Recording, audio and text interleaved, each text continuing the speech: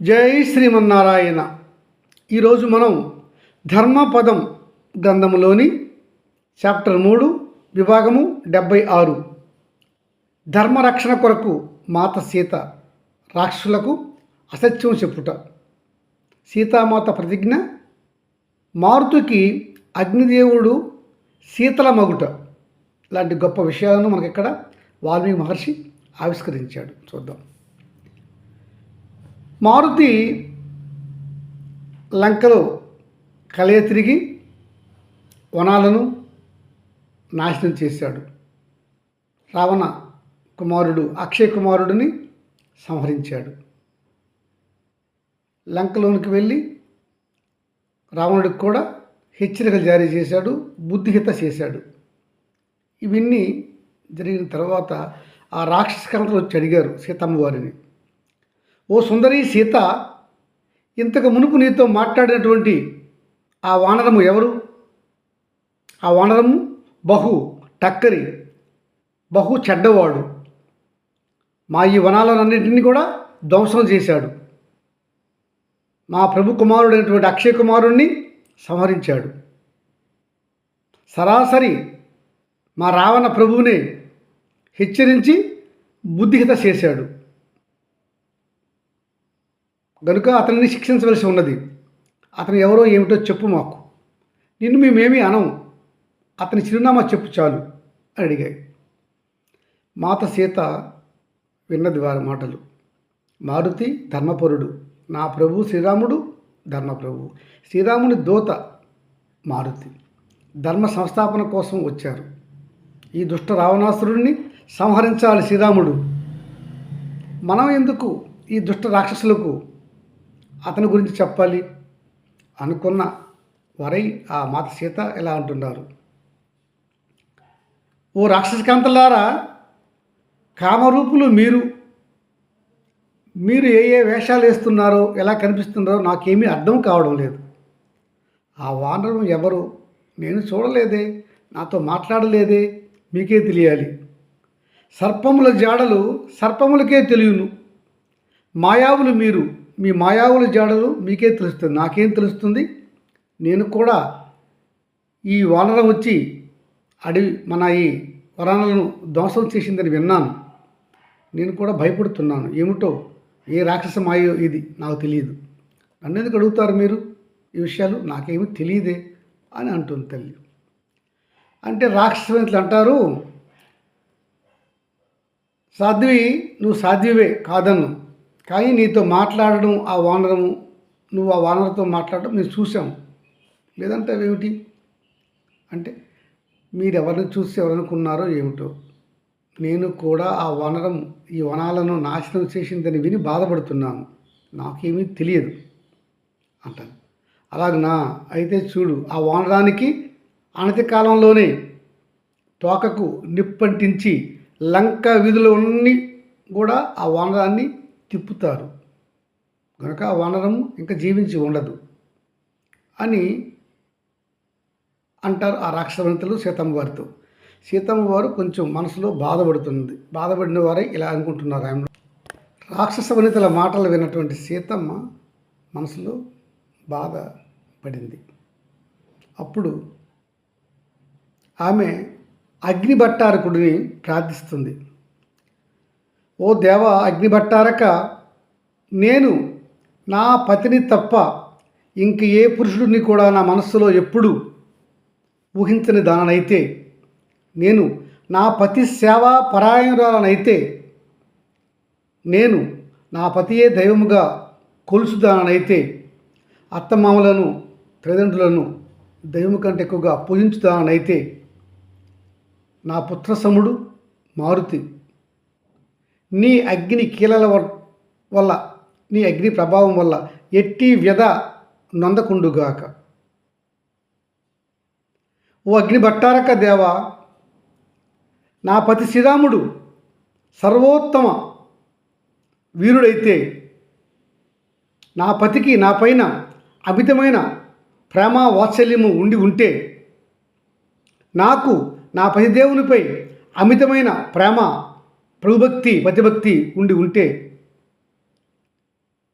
తప్పక నీవు మారుతికి ఎటువంటి అగ్ని ప్రమాదము కలగకుండా కాపాడు. ఓ దేవ అగ్నిభట్టారక, నా పతి నా ఆగమనం కోసము, నన్ను కలుసుకోవడం కోసము 1000 కళ్ళతో ఎదురు చూస్తున్నవాడైతే, నేను నా పతిని కలుసుకోవాలనే దీక్షతో ఉన్నదానైతే, నా ప్రభువు శ్రీరాముడు లోకైక వీరుడు, సత్యసంధుడు, ధర్మనిరతుడైతే మారుతికి అగ్ని చల్లని శీతలమగుగాక. అగ్నిభట్టారక, నా ప్రార్థన వినుము.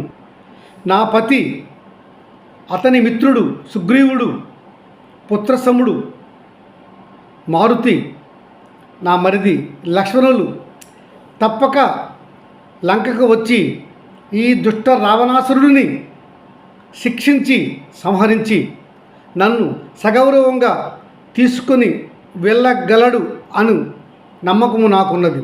ఆ నమ్మకం నీకు ఉంటే నా పుత్ర సముడు వాయునందనుడు కేసరి అంజనీ దంపతుల ప్రియపుత్రుడు మారుతికి నీ అగ్ని మంటలు ఎట్టి ప్రభావము కలిగింపక చల్లని శీతలమవుగాక అని సీతమ్మ వారు అగ్నిదేవుడిని ఆ విధంగా శబదం పూని ప్రార్థించారు.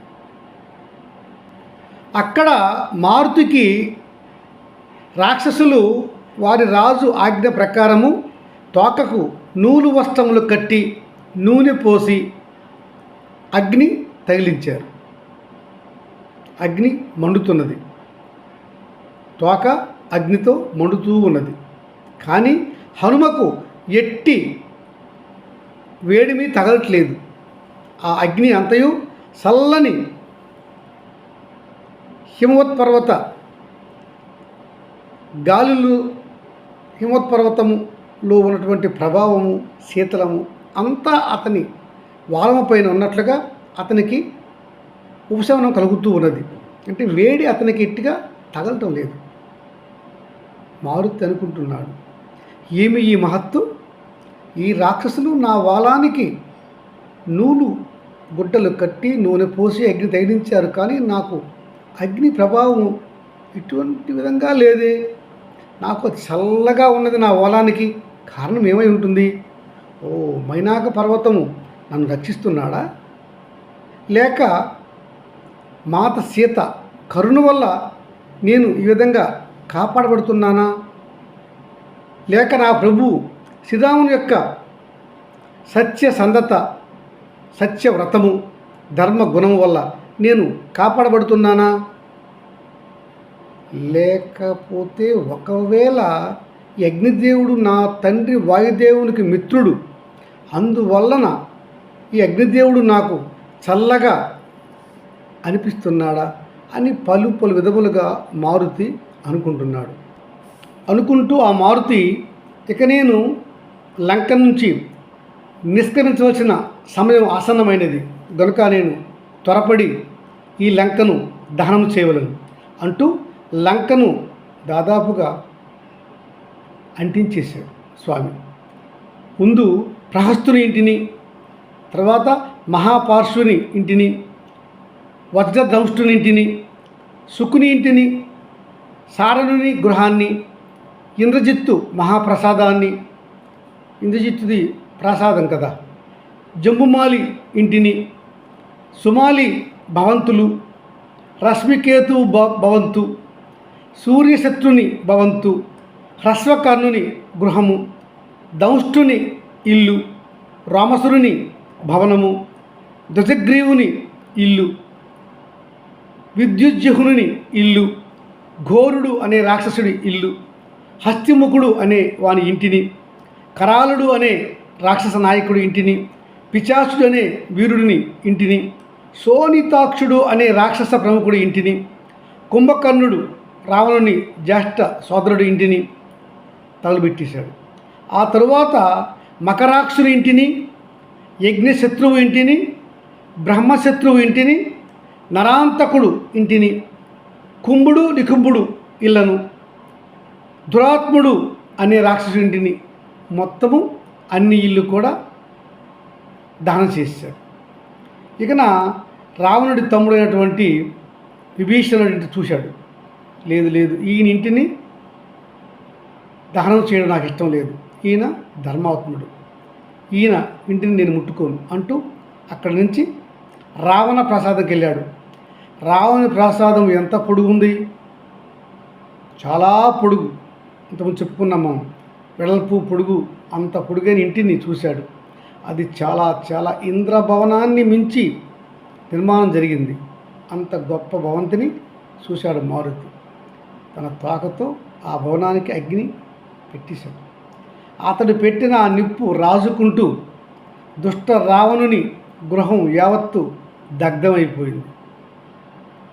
అందులో నుంచి ఉన్నటువంటి రావణుడు పరిచారకులందరూ బయటకు వచ్చేసారు. రావణ గృహం యావత్తు దగ్ధమైపోయింది. ఇలా మయూర ఖచ్చిత ఇంద్రభవనం లాంటి భవనాన్ని మారుతి కాల్చేశాడు. అప్పుడు దేవతలు, ఋషులు, గంధర్వులు అందరూ కూడా చూస్తున్నారు. ఆహా, ఈ స్వర్ణ లంక దహనమైపోతుంది అంటే ఇంకా లంకకు చేటు వాటలనున్నది, రావణునికి చేటు కాలము దాపురించినది అనుకుంటూ వారు ఇది మంచి శుభ సంకల్పము, సర్వ మానవాళికి, సర్వ లోకాలకు, సర్వజీవ సంరక్షణకు ఇది మంచి శుభముహూర్తం. రావణుడు, అతని దుష్ట కుమారులు, సైన్యము, మంత్రులు అందరూ నశించిపోవాలి, ధర్మము రక్షింపబడాలి అని దేవతలు, ఋషులు, గంధర్వులు అందరూ కూడా శుభాన్ని కోరుకున్నారు. ఇలా కోరుకుంటుండగా హనుమ అంటున్నాడు, నా తల్లి పరమ పావని సీతామాత అశోకంలో ఎలా ఉన్నదో ఈ అగ్నికీలలు అక్కడికి చేరి ఉండవు కదా, చేరి ఉండవులే. నా తోకకు నిప్పు అంటించగా ఆ వేడిమి నాకు తగులట్లేదు, నాకు చల్లగా ఉన్నది. అది మాత యొక్క కృపయే, మా మాత సీత యొక్క కృప అయి ఉంటుంది. అలాంటప్పుడు సీతామాత దగ్గరికి ఈ అగ్నికీలలు ఎలా వెళ్తాయి? వెళ్ళవు. అయినను ఒకమారు నేను నా మాత సీతను వెళ్ళి చూసి పలకరించి వచ్చేదను, ఆమె బాగోగులు చూసి అప్పుడు బయలుదేరుతాను లంక నుంచి అనుకుంటూ వెళ్తున్నాడు. ఈ అంతా చూస్తున్నటువంటి ఆకాశం నుంచి చారుణులు అంటున్నారు, ఆహా మహాద్భుతం, శ్రీరాముడి దూత మారుతి లంకను దహనం చేసేశారు. అగ్ని దేవుడు మొత్తం లంకా నగరాన్ని దహించాడు. పతివ్రత సీతామాత యొక్క ప్రదేశాలకు అగ్నికీలలు చేరలేదు. ఎంత గొప్పతనము! అంత మాత సీతాదేవి యొక్క గొప్ప పతివ్రత మహత్యమే దీనికి కారణం అయి ఉండును. ఆమె పాతివ్రత్యము ఇంత అంత అని చెప్పలేము కదా. అందుకనే అగ్నిభట్టారకుడు సీతామాత యొక్క పరిసరాలకు వెళ్ళలేదు. మారుతి తోకకు కూడా ఎట్టి హాని జరగలేదు. మహాద్భుతం మహాద్భుతం అని చారణులు ఆకాశం నుంచి చెప్పారు. హనుమ అక్కడి నుంచి వెళ్ళి అమ్మ జానకిని చూశాడు. మాత జానకి, మీరు క్షేమమే కదా తల్లి? మీకు నా వందనములు, సహస్ర వందనములు. తల్లి, నన్ను అనుమతించిన ఎడల నేను తిరిగి ప్రభు రామని కడికి వెళ్ళి మీ క్షేమాన్ని చెప్పేదను. లంకలో నేను చేసిన పనులు కూడా నా ప్రభు రామునికి వివరంగా చెప్పు, త్వరలోనే ఈ లంకకు మేము దండెత్తి వచ్చేదాము తల్లి అని సీతమ్మ వారిని అనుమతి కోరుతున్నాడు హనుమ. జై శ్రీమన్నారాయణ.